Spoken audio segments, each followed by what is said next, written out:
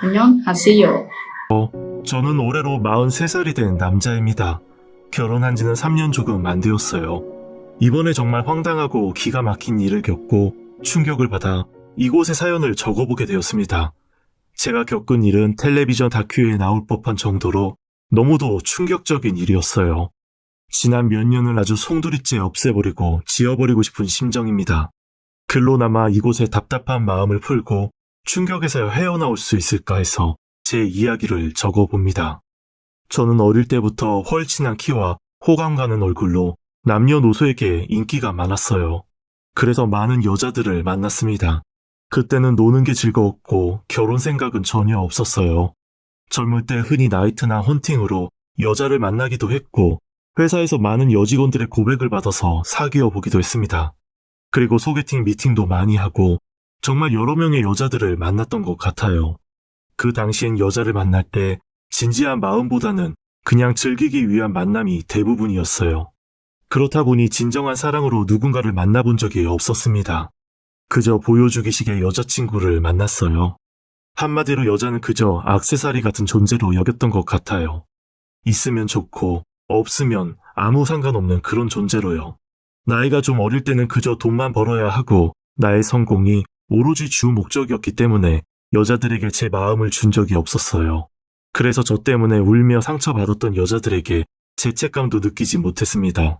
그러다 결국에는 나이가 차니 결혼이라는 것을 해야겠다는 생각이 들었어요. 많은 여자들을 만나다 보니 저의 이상형은 가정적이고 여성스럽고 저의 말을 잘 들어주는 그런 착한 여자로 굳혀졌죠. 그래서 그런 여자를 만나고 싶다는 생각이 들었어요. 결혼 생각을 하면서부터는 주위의 여자들을 한 명씩 정리해 나갔습니다. 그렇게 결혼을 해야겠다 마음을 먹고 막상 제 이상형의 여자를 찾으려 하니 찾기가 쉽지 않았습니다. 사실 제 나이가 적지 않은 나이라 적당한 나이차가 나는 이상형의 여자를 만날 기회가 잘 생기지 않았어요. 또 결혼 정년기가 지나다 보니 아직 미혼인 분을 찾기도 어려웠죠. 몇몇 선배분들의 소개팅으로 몇 번 여자분들을 만난 적이 있는데 나이 차이가 많이 나거나 성격이 안 맞는 경우가 대부분이었어요. 저도 아직 현실 점검이 제대로 되지 않았는지 여자분의 외모가 마음에 안 들면 마음이 가지가 않더라고요. 그래서 반포기 상태로 운명이라면 언젠가는 나타나겠지라는 마음으로 자연스러운 만남을 기다리기로 했습니다. 그렇게 회사와 집만 오고 가던 어느 날 저희 회사의 사무용품을 정리하는 단기 아르바이트생이 몇 명 들어오게 되었어요.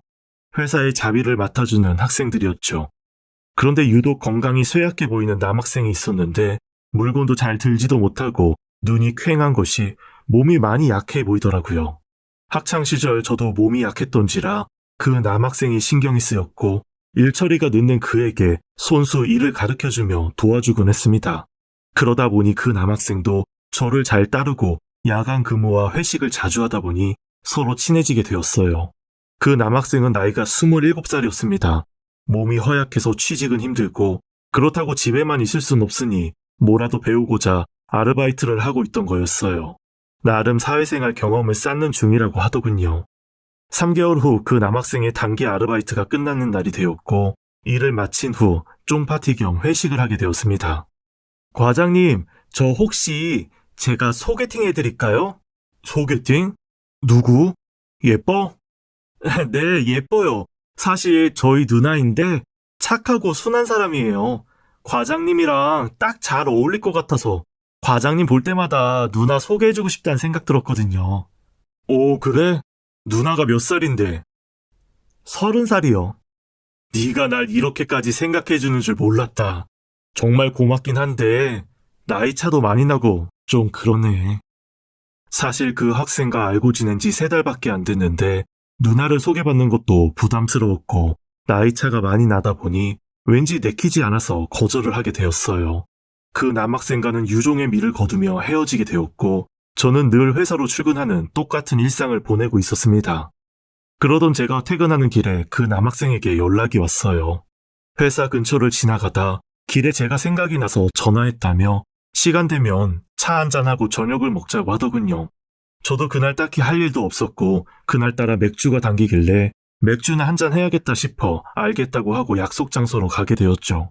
그런데 만나기로 한 약속 장소에는 그 남학생과 함께 누군가 한 명이 더 있었어요. 그건 다름 아닌 그 남학생의 누나였죠. 누나라던 그 여자는 첫눈에 제가 반할 정도의 청순하고 예쁜 얼굴의 미녀였습니다. 사실 그 남학생의 인물도 빠지지 않는 외모라 그의 누나도 예쁘겠거니 내심 생각은 했었지만 이 정도일 줄은 전혀 상상도 못했죠. 지금껏 제가 만났던 여자들과는 전혀 다른 분위기의 여자였어요. 참하면서도 아주 청순한 분위기의 미녀였습니다.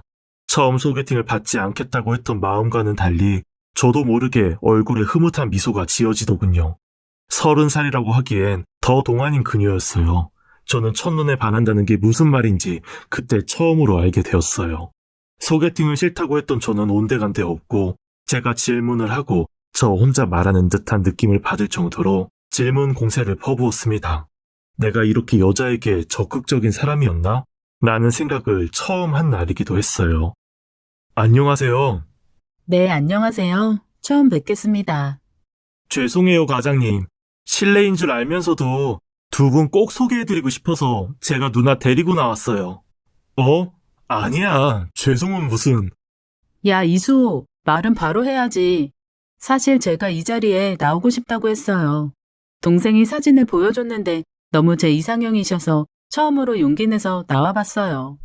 정말 고맙습니다. 아니 그게 아니라 저 성함이 이채영이에요. 재영 씨는 말도 예쁘게 하고 성격도 차분한 사람이었어요. 게다가 제가 하는 시덥지 않은 말에도 잘 웃어주었죠. 저는 나이 40이 다 되어서야 생전 처음으로 설레임이라는 걸 느꼈어요. 여자들 위해서 군림하던 제가 여자 눈을 똑바로 쳐다보지도 못하고 부끄러움까지 느끼며 그 여자를 대하고 있었습니다. 삼겹살에 맥주를 마시는데 채영 씨가 더운지 손부채질을 계속했습니다. 너무 더운데 옷 좀 벗어서 걸어놓고 올게요. 본격적으로 고기 먹으려니 옷이 거추장스럽네요. 그러세요. 고기 많이 좋아하시나 봐요?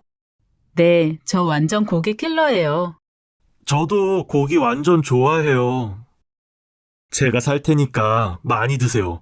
오늘 밤새도록 같이 고기 먹어요. 그리고 채영 씨가 옷을 벗어놓으러 간 사이 저는 잠시 화장실에 가려고 일어났어요. 그리고 화장실 옆에 붙어있는 거울을 들여다봤는데 입에 귀가 걸려있는 저를 발견하고는 깜짝 놀랐습니다. 너무 티내지 말아야겠다 다짐하며 다시 자리로 돌아갔는데 어느새 제 입꼬리는 다시 귀에 걸려 있었어요. 속으로 이 자리를 만들어준 예비처남이 고맙고 은인처럼 느껴졌죠. 그래서 저는 예비처남과 마주 앉아 누나 몰래 감사의 윙크를 날렸습니다. 저는 조금이라도 점수를 따려고 열심히 고기를 굽고 있었어요. 고기를 굽는 곳이다 보니 실내가 무척 더웠고 저도 옷을 벗고 싶었지만 안에 땀이 차 있을 것 같아서 벗지 않았어요. 그러면서 참고 있는데 갑자기 제 앞으로 또각또각 걸어오는 그녀를 보았습니다. 그런데 그녀의 모습에 저는 눈을 어디다 둬야 할지 모르는 상황이 벌어졌어요. 채영 씨가 윗옷을 벗고 몸에 착 달라붙는 옷을 입고 왔더라고요. 청순한 얼굴과는 전혀 다른 몸매에 눈을 어디에 둬야 할지 모르겠더군요. 그러면서 움직일 때마다 손으로 가슴을 가리는데 저는 얼굴이 빨개지는 걸 감추느라 정신이 없었습니다. 착한 성품에 예쁜 얼굴, 게다가 완벽한 몸매까지 참 완벽한 사람이란 생각이 절로 들었어요. 안 더우세요? 제가 고기 구울게요. 집게 이리 주세요. 아니에요. 고기는 남자가 구워야 제맛이죠. 제가 고기는 끝내주게 잘 구워요. 동생이랑 두 분이서 맛있게 드세요. 잡고 있던 집게를 가져가면서 스친 그 손길은 여자 경험이 그렇게나 많은 저였지만 왜 이렇게 설레고 떨리는지 다시 청소년으로 돌아간 듯한 느낌이었어요. 이런 여자라면 지금껏 혼자일 리가 없는데 분명 인기도 많았을 텐데라는 생각이 들어 그녀에게 물었습니다. 채영 씨는 왜 남자친구가 없으세요? 이렇게 아름다우신데 남자들이 가만 놔두지 않았을 것 같아요. 글쎄요. 그런데 오늘 생길지도 모르죠. 채영 씨의 말 한마디에 제 가슴이 철렁하며 요동치기 시작했어요. 저는 속으로 쾌재를 불렀습니다. 이렇게 완벽한 여자를 소개해준 그 남학생에게 고마워서 저는 계속해서 눈인사를 계속 보냈어요. 그렇게 시간은 점점 무르익어 갔고 이야기를 들어보니 누나는 독실한 기독교 신자라고 했습니다. 종교가 기독교인 사람을 원해서 아직까지 결혼을 하지 못했다고 하더라고요. 그렇게 남자를 거르고 거르다 보니 제대로 된 연애 한번 못 해봤다고 했어요. 심지어 모태솔로라고 했습니다. 얼마 전 직장을 그만두어서 지금은 다른 일을 구하면서 쉬고 있다고 했어요. 저희 집안은 불교이고 저는 무교인데 그럼 저 같은 사람은 채영 씨 짝으로는 안 되겠네요. 이젠 종교는 자유라고 생각해서 별로 상관하지 않기로 했어요. 종교 이야기에 풀이 죽어있던 제게 채영 씨의 대답은 한 줄기의 빛과 같았어요. 신은 나를 버리지 않았구나 생각하며 하나님 감사합니다를 외쳤습니다. 그러면서 남학생과 저는 술을 한 잔 두 잔 마시면서 시간을 보냈고 기분이 너무 좋아서 그런지 술이 많이 취하게 되었어요. 술을 좀 깨려고 화장실 갔다가 나왔는데 채영 씨 혼자만 있더라고요. 남학생은 어디 갔냐고 물으니 약속이 생겨 먼저 갔다며 저에게 둘이 한 잔 더 마시다가 가자고 했습니다. 저는 채영 씨와 단둘이 술을 마시는 자리가 마련된 것에 대해 설레임을 느꼈고 제 심장도 두근거리기 시작했어요. 채영 씨가 맥주를 홀짝이는 동안 저는 벌컥벌컥 마셔서 그런지 점점 취기가 올라왔습니다. 첫 만남에 귀가 시간이 너무 늦으면 안 되겠다 싶어서 집에 가자고 하고는 일어서려는데 갑자기 다리에 힘이 풀리더라고요. 채영 씨가 저를 부축해준다고 팔짱을 끼는데 그녀의 몸이 제 몸에 닿으면서 순간 움찔했습니다. 저는 이성을 잃지 않으려고 다급하게 대리를 불렀습니다. 채영 씨, 제가 집까지 모셔다 드릴게요. 아니에요. 제가 볼 땐 과장님이 더 걱정되세요. 제가 과장님 집까지 모셔다 드릴게요. 그녀와 웃으며 이야기를 주고받는데 그녀를 정말 집에 보내기 싫어지더라고요. 어느덧 대리기사님이 저와 그녀를 저희 집 앞까지 데려다 주었고 저는 차에서 내려 집으로 향해 걸어갔어요. 다리가 비틀거려 그녀가 저를 부축했고 집 안까지 함께 들어서게 되었네요. 채영 씨, 첫 만남에 이런 모습 보여서 미안해요. 제가 모셔다 드려야 하는데 커피라도 한잔하고 가실래요? 저 과장님, 이런 말 황당하시겠지만 저 과장님한테 반한 것 같아요. 그래서 여기까지 따라온 거예요. 그녀의 수줍은 고백에 저는 이성을 잃었고 채영 씨와의 뜨거운 밤을 보내게 되었습니다. 모태솔로라는 것이 믿기지 않을 정도로 그녀는 저를 잘 받아주었어요. 저는 이 여자를 놓치기 싫었습니다. 평생 동안 이 한 여자는 내가 먹여 살려야겠다는 다짐까지 했죠. 그리고 저는 채영 씨에게 결혼을 전제로 만나자며 프로포즈를 했습니다. 그렇게 3개월 만에 초고속 결혼을 하게 되었고 주선을 해준 남학생은 저의 처남이 되었어요. 성품, 성격, 외모, 삼박자가 모든 것이 완벽한 아내를 얻으니 세상 부러울 것이 없을 정도로 매일 웃고 다녔죠. 누가 결혼은 무덤이라고 했나요? 저는 매일 집에 가고 싶을 정도로 아내를 안고 싶고 보고 싶고 꿀이 뚝뚝 떨어질 정도로 행복한 나날들을 보내었어요. 저의 혼자 벌이로 충분했기에 아내는 가정주부가 되었습니다. 그리고 그 성품에 딱 맞게 인형 만들기 취미 활동을 하며 작은 공방에 배우러 다녔어요. 그리고 주말에는 교회를 갔습니다. 그리고 남은 시간에 요리를 배워서 저에게 이것저것 해주기도 하고 점심은 사 먹지 말라며 점심도 꼭 손수 만든 도시락을 싸주었어요. 딱 제가 원하던 그런 삶이었어요. 심지어 아내는 저에게 교회에 가기를 권유했지만 제가 아직까지는 마음이 없다고 하니 종교에 대한 자유가 있으니 강요하지 않겠다고 했어요. 그리고 뒤에서 묵묵히 저를 위해 기도도 많이 해주었죠. 아내는 늘 제가 원하는 대로 모든 것을 맞추어 주었기에 서로 싸울 일도 없었어요. 정말 천사 같은 아내였죠. 그러던 어느 날 장인 장모님께서 시골로 이사를 가신다고 하시며 처남을 맡아줄 수 없냐고 했습니다. 처남이 건강이 안 좋아서 혼자서 두기에는 걱정이 된다며 아내가 함께 살고 싶다고 하더라고요. 눈시울을 붉히며 이야기하는데 안 들어줄 수가 없더군요. 저는 당연히 처남과의 동거를 수락하게 되었어요. 아내는 고맙다며 저를 와락 껴안아 주더군요. 저는 사실 집에 방도 비었고 처남에 대한 고마움도 있고 해서 흔쾌히 수락을 하게 된 거였어요. 게다가 아내도 평일에 인형만 만들지 딱히 하는 일이 없어 심심할 것 같았거든요. 그러나 그때부터 비극이 시작되었던 것 같네요. 처남이 막상 들어온다고 달라지는 것은 없었어요. 건강이 안 좋아서 매일 누워있거나 단기 아르바이트를 하러 다니는 게 다였거든요. 일찍 자고 일찍 일어나니 저와 마주쳤던 적은 아침밥 먹을 때와 저녁을 먹을 때 그리고 주말뿐이었습니다. 그날도 저는 회사를 마치고 집에 도착하여 처남과 함께 셋이서 저녁을 먹고 TV를 밤늦게까지 보게 되었어요. 시간이 11시를 넘어서자 피곤이 몰려왔고 저는 자러 들어간다며 방으로 들어가게 되었죠. 그때 처남도 방으로 들어갔습니다. 저는 자기 전에 와이프와 달콤한 신혼의 행복을 누리고 있었어요. 처남이 옆방에 있다고 생각하니 둘이서 더 조심스러웠습니다. 그런데 어느 순간 갑자기 방문이 끼익하고 움직이는 소리가 나더라고요.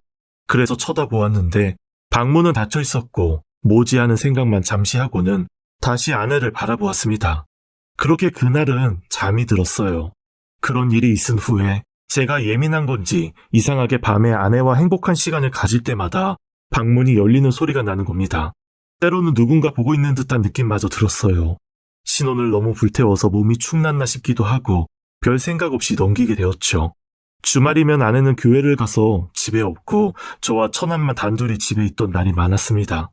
그러던 어느 날 거실에서 텔레비전을 보다가 잠이 들게 되었어요. 그리고 눈을 떴는데 캄캄하더라고요. 순간 밤인가 싶었고 제 옆에서 아내가 팔베개를 하고 누워있는 게 느껴졌어요. 저는 잠결에 아내를 안았는데 순간 소름이 끼쳤습니다. 저도 모르게 입에서 욕이 나왔고 소리 지르며 벌떡 일어나서 불을 켜보니 처남이 누워있는 거였죠. 분명 저를 끌어안기에 당연히 아내인 줄 알았는데 처남이 누워있으니 깜짝 놀랄 수밖에 없었죠. 처남은 잠결에 눈만 껌벅거리고 있었고 아내는 놀라서 안방에서 뛰쳐나왔습니다. 처남도 함께 사는데 내가 너무 예의를 차리지 않았나 싶어서 처남에게 사과를 했죠. 그리고 민망해하는 아내에게 말했네요. 여보, 왜 나 안 깨웠어? 좀 깨워주지. 당신이 너무 고니자기에 그냥 뒀어요. 그렇게 그날 일은 단순한 해프닝으로 끝나는 것 같았어요. 그 다음날 처남에게 사과를 하고는 웃으며 말했습니다. 처남, 여자친구를 만들어봐. 보니까 팔팔하던데. 하면서 농담조로 이야기를 했더니 처남은 정색을 하며 말하더군요. 무슨 말씀을 그렇게 하세요? 기분이 썩 좋지 않네요. 하며 획 돌아서서 방에 들어가는 거였어요. 방문을 두드리며 기분 나빴다며 미안하다고 사과를 했지만 처남은 문을 열어주지 않았어요. 그날 밤 처남에게서 메시지가 왔는데 자신이 좀 예민해서 그렇다며 신경 쓰지 말라고 하더라고요. 그리고 또 이런 날도 있었어요. 그날은 제가 회사에 일이 많아서 야근을 했던 날이었어요. 좀 늦게 끝나서 와이프한테도 먼저 자라고 하고 새벽 2시쯤인가 집으로 갔는데 와이프가 거실 소파에 누워서 저를 기다리다가 잠이 들었나 보더라고요. 그래서 저는 와이프를 안아서 안방으로 들어갔습니다. 그런데 안방 침대에 처남이 누워있는 거였어요.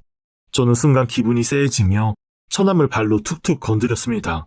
그 순간 와이프가 깨어났고 안방 침대에 누워있는 처남을 보고는 흔들어 깨웠습니다. 그렇게 깨어난 처남은 후다닥 본인의 방으로 들어갔어요. 저는 안방 침대에서 자고 있던 처남의 모습에 의아해하며 아내에게 말했습니다. 왜 처남이 우리 침대에서 자고 있지? 우리 방 침대가 너무 편해서 잠깐 누워있다가 잠들었나 봐요. 기분 나빴으면 내가 대신 사과할게요. 아니야, 괜찮아. 그런데 처남 방에는 침대가 없나? 미안해요. 제가 앞으로 주의시킬게요. 저희 부부 침대에서 남이 잔다는 것도 좀 의아하긴 했지만 저는 그저 너무 피곤한 나머지 별 대수롭지 않게 넘겼던 것 같아요.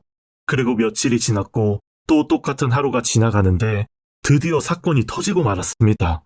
이 날은 정말 아직까지도 소름이 끼치는 것 같아요. 그날은 잠자리에 누워 아내랑 알콩달콩 행복한 시간을 보내고 있었어요. 그런데 또 방문 소리가 끼익 나는 거였습니다. 저는 재빨리 고개를 들어서 방문 아래를 보았는데 그림자가 살짝 비치더라고요. 아마도 처남인 듯 했어요. 그래도 혹시나 하는 마음에 처남? 하고 처남을 불렀어요. 순간 후다닥 소리가 나더니 살금살금 처남 방으로 들어가는 발자국 소리가 들렸습니다. 와이프는 잘못 들은 거라고 했지만 저는 이게 한두 번이 아니기에 아내를 뒤로하고 처남 방으로 갔어요. 문을 열려고 하니 방문을 걸어 잠궜더라고요. 어이가 없어서 문을 두드리며 나오라고 소리를 질렀어요. 이제까지 의심스러운 면이 한두 개가 아니었기에 이번에는 확실하게 제 눈과 귀로 확인하고 싶었어요.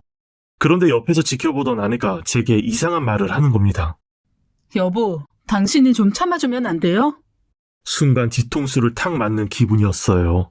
뭘 참으라는 거야? 여보, 애가 아파서 그러는 거예요. 어디가 어떻게 아프길래 도대체 무슨 말을 하는 거야? 당신한테 피해주거나 불편하게 하는 것도 아닌데 왜 이렇게 소란을 피우는 거예요? 우리가 사랑하는 모습 좀 보면 그게 뭐 어때서요? 여보, 제정신이야? 전 당신이 왜 이렇게 예민하게 구는 건지 모르겠어요. 아내의 이해할 수 없는 말에 저는 말문이 막혔습니다. 아내의 말대로라면 이제까지 아내는 모든 걸 알고 있었다는 거였고 처남의 행동을 그냥 모른 척 방관했다는 이야기였으니까요. 주말에 몇 번이나 제 옆에서 저를 안고 자던 처남의 행동, 밤마다 앙빵을 기웃거리던 처남, 식사를 하거나 외식을 할 때 늘 제 옆에 앉아서 밥을 먹었던 것들까지 전부 소름이 끼쳤어요. 그런데 순간 처남이 어디서부터 어디까지 관여를 한 건지 궁금하고 의심스러워 미치겠더군요. 언제부터야? 도대체 언제부터냐고! 그게 무슨 상관이에요? 이제 와서. 저는 이대로는 안 되겠다 싶어 문을 부술 듯이 내리치며 발로 쾅쾅 찼습니다. 이윽고 처남의 방문이 열렸어요. 몇 달간 한 번도 보지 못한 처남의 방은 정말 과간이었습니다. 방에 들어서는 순간 저는 경악을 금치 못했어요. 방에는 온통 제 사진들로 도배가 되어 있었고 심지어 아내의 취미였던 인형의 얼굴에는 온통 제 사진이었습니다. 너무 유치해서 헛웃음이 나더군요. 심지어 제 사진을 부착한 인형과 처남의 사진이 붙어있는 인형이 결혼식을 하는 것처럼 연출해 놓은 것도 있었어요. 저는 순간 눈이 뒤집혔고 처남에게 소리를 질렀어요. 야, 도대체 너 뭐야? 그리고 인형들을 집어 던지려고 하는데 갑자기 처남이 뒤에서 와라가느며 제 귀를 의심하는 한 단어를 내뱉었습니다. 여보. 저는 그 소름 끼치는 한마디에 정신이 나갈 것만 같았어요. 제 허리를 아는 처남의 손을 잡아 뿌리치고 처남을 침대로 밀어버렸습니다. 그리고 이게 뭐냐며 와이프에게 소리를 질렀어요. 와이프는 진정하라며 저를 달래서 앉혔고 모든 것을 털어놓겠다고 말했어요. 그 내용인 즉슨 자신들은 남녀 상동서를 믿는 교인들이라고 했습니다. 남자와 여자는 생긴 것만 다를 뿐이지 같은 것이라고 했어요. 그래서 성 정체성 이런 것들이 전혀 없고 심지어 필요도 없다고 하더라고요. 자신이 느끼는 그대로를 사랑하면 된다고 믿고 있기에 남자가 남자를 사랑하든 여자가 여자를 사랑하든지 그것은 아무 상관이 없다는 거였죠. 하지만 세상 속에는 남자가 남자를 사랑하면 정신병자 취급을 받으니 만약 그런 가족이 있다면 여동생이든 누나든 대신 결혼을 하여 만족을 할 수 있도록 자신을 헌신한다고 하더라고요. 그 또한 교리라고 하더군요.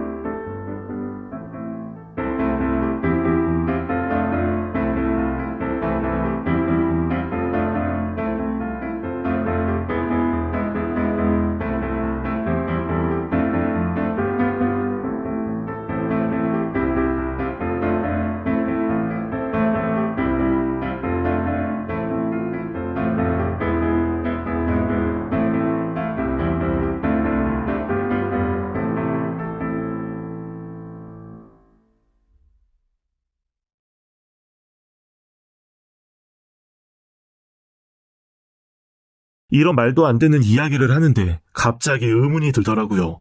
아내가 나에게 의도적으로 접근한 건지 나를 사랑해서 결혼한 것인지 묻게 되었죠. 그랬더니 그 대답에 저는 더 큰 충격을 받았습니다. 처남이 저를 사랑했고 택하였기에 그 누나인 지금의 제 와이프가 헌신을 하여 저와 결혼했다는 이야기였어요. 어차피 가족이니 사랑하는 건 똑같다며 황당 그 자체에 어처구니 없는 말을 하더라고요. 이미 저의 아내는 같은 사이비 종교 집단에 속해 있는 남자 신도와 결혼을 했고 아이도 있었습니다. 하지만 남동생도 결혼을 해야 했기에 누나가 대신 저와 결혼을 한 거라고 했어요. 다시 말해 저의 와이프는 아내가 아니라 처남이었던 거였죠. 그래서 제가 아내의 행복한 시간을 보낼 때마다 처남이 방문에 귀를 대고 엿듣고 있었던 거였습니다. 누나처럼 할 수 없으니 일종의 대리만족이었던 셈이었죠. 그래서 제가 없을 때는 안방 침대에 누워서 잠을 잤던 거고요. 저는 정신을 차릴 수가 없고 온몸에 소름이 끼쳐서 더 이상 그들과 한 공간에 있을 수가 없었어요.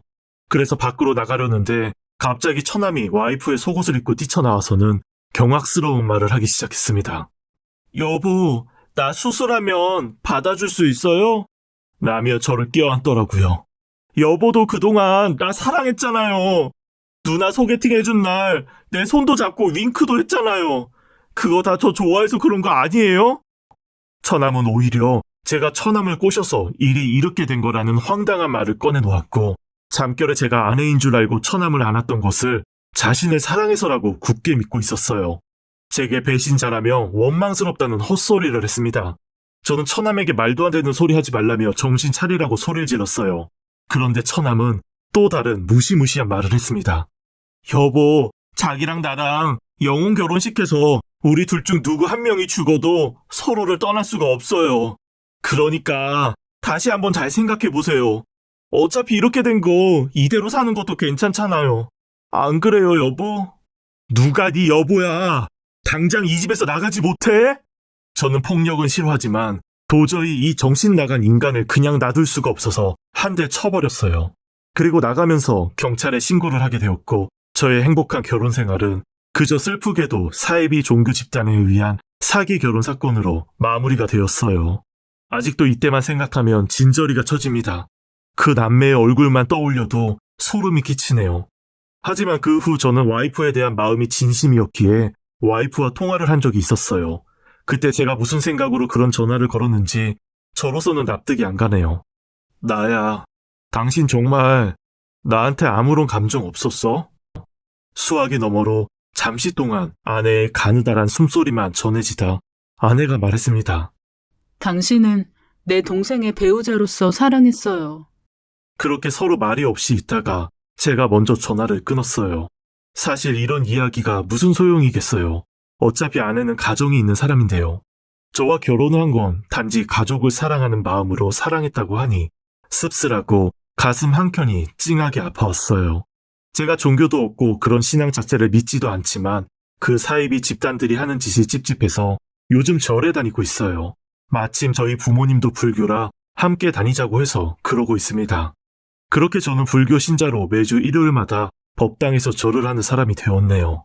사실 다시 생각해보면 그 사람들도 잘못된 교리로 사이비에 빠져서 허우적대는 피해자일 수도 있다는 생각이 들더군요. 어떻게 그렇게까지 사람이 이성을 잃고 옳고 그름을 판단할 수 없을 정도로 세뇌가 되는지 한편으로 씁쓸하고 안타깝다는 생각도 들었습니다. 지금 그 둘은 마땅한 법의 심판을 받고 벌을 받게 되었어요. 저 같은 사람도 있으니 힘든 상황에 처하신 분들 용기 잃지 마시라고 제 이야기를 이렇게 글로 적어보았습니다. 저는 절에 다니며 산을 오르내린 덕분에 더 건강해졌고 정신적으로도 한층 더 성숙해져 가고 있음을 느끼네요. 제가 젊은 시절에 상처 주었던 여성분들께 사죄하는 마음도 갖고 반성하는 시간도 갖고 있습니다. 남의 눈에 눈물 나게 하면 자기 눈에는 피눈물 난다는 말이 너무나 와닿는 저의 경험이었어요. 부디 여러분들은 좋은 사람 만나 행복한 길 걸으시길 진심으로 바랍니다.